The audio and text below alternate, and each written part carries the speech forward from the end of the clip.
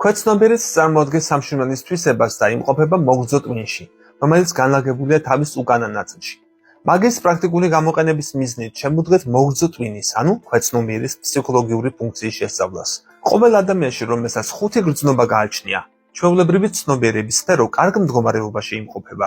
ანუ ყოველ ადამიანს შეუძლია გამოიყენოს ჩვეულებრივი ცნობიერების ფუნქცია.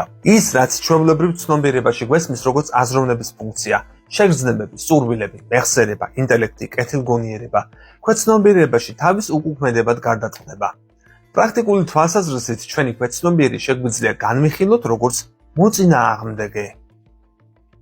ქვეცნობიერი წარმოადგენს აღმძვრელ ძალას ყველაფერ იმისთვის, რაც ჩვენ არ გვსურს. ამჯერად უნდა ვისწავლოთ, რომ გადავაწყოთ ჩვენი მეს. ეს ასე ვთქვათ, მტრულად განწყობილი ასპექტი, ისე რომ იგი არა მხოლოდ ხელს გვიშლიდეს, არამედ პირიქით, ხელს უწყობდეს ჩვენი სურვილების ასრულებას. ქვეცნობიერს, ისევე როგორც ყველაფერს, მატერიალურ სამყაროში რეალიზაციისათვის ესაჭიროება სივრცე და დრო, ანუ ორი ძირითადი პრინციპი, რომელიც აუცილებელია ნებისმიერი მოვლენისთვის, რათა გადაინაცვლოს მიზეზთა სამყაროდან გამოვლენილ სამყაროში. თუ კი ქვეცნობიერს ავართმევთ დროს და სივრცეს, მაშინ საწინააღმდეგო პოლარობა შეწყვეტს არსებობას.